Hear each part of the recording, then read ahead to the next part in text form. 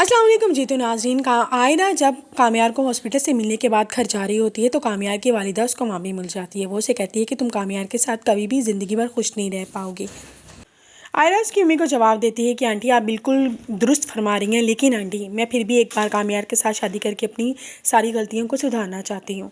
आयरा कामयार की अम्मी को बात करके वापस अपने घर की तरफ आ जाती है। जब अपने घर आती है तो उसके बाबा वहाँ पे बैठे होते हैं। वो आकर अपने बाबा से बात करती है, कहती है कि बाबा मैंने एक फ़ैसला लिया है कि मैं कामयार के साथ शादी करना चाहती हूँ। आगे से आयरा का बाप बेहद खफा हो जाता है। वो कहता है कि आयरा बस तुम यहीं पे खामोश हो जाओ, अगर तुमने फ़ैसला लिया तो फिर मेरा भी एक फ़ैसला है, वो सुनो। वो कहते हैं कि अगर तुम कामयार के साथ शादी करना चाहती हो तो फिर तुम्हारा हमारे साथ किसी भी किस्म का कोई ताल्लुक़ नहीं होगा। बाकी तुम खुद समझदार हो। अभी आयरा बोलने ही लगती है उसकी फ़ेवर में तो उसके बाबा फ़ौरन उसको चुप करवा देते हैं। उसके बाप ने कहा ये मेरा आखिरी फ़ैसला है। आयरा जिस तरह बात सुनती है, आयरा अपने कमरे में चली जाती है। वो बेहद परेशान होती है। फिर थोड़ी देर बाद उसकी मोम उसके कमरे में आती है। वो कहती है आखिरकार तुम कामयार को भूल क्यों नहीं जाती, तुमने देखा नहीं वो कितना बदल गया है। तो आगे से आयरा जवाब देती है कि मोम वो मेरी वजह से बदला, अगर मैंने उसकी बात का उस वक्त यकीन कर लिया होता तो वो कभी भी ऐसा काम ना करता, लेकिन मैंने उसकी किसी भी बात का यकीन नहीं किया। वो कहती है कि मैंने अब दिलो जान से एक फ़ैसला ले लिया कि मैं शादी करूँगी सिर्फ़ और सिर्फ कामयार से, क्योंकि मैं उसके बिना नहीं रह सकती और ये मेरी ज़िंदगी का आखिरी फ़ैसला होगा।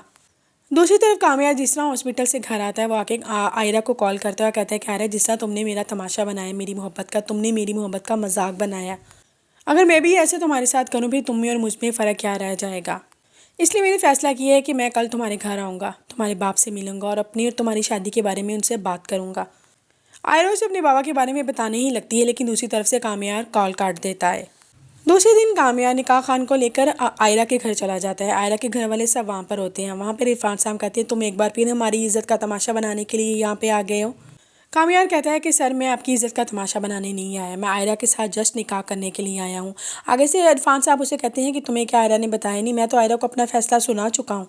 कामयार इरफान साहब की बात सुनने के बाद कहता है कि इरफान साहब क्या ये अजीब बात नहीं है कि पहले आपने मुझे रिजेक्ट किया, बाद में आप मान भी गए थे अपनी बेटी का रिश्ता देने के लिए, और अब किस बात के लिए आप इनकार कर रहे हैं। वो कहता है आखिर ऐसी क्या बात है कि अब आप इनकार कर रहे हैं। तो इरफान साहब साफ कहते हैं कि मुझे तुम अपनी बेटी की शादी तुम्हारे जैसी साइको इंसान के साथ नहीं करनी। वो कहते हैं कि अगर आर्य तुम्हारे साथ शादी करेगी तो फिर सारी ज़िंदगी के लिए हमें उसके साथ कता ताल्लुकी करनी है। अभी भी दोनों बातें कर रहे थे कि आयरा वहाँ पे आ जाती है। इरफान साहब कहते हैं कि अब बताओ आयरा तुम्हारा क्या फ़ैसला है। आयरा खामोश होकर उन दोनों की तरफ देखना शुरू हो जाती है।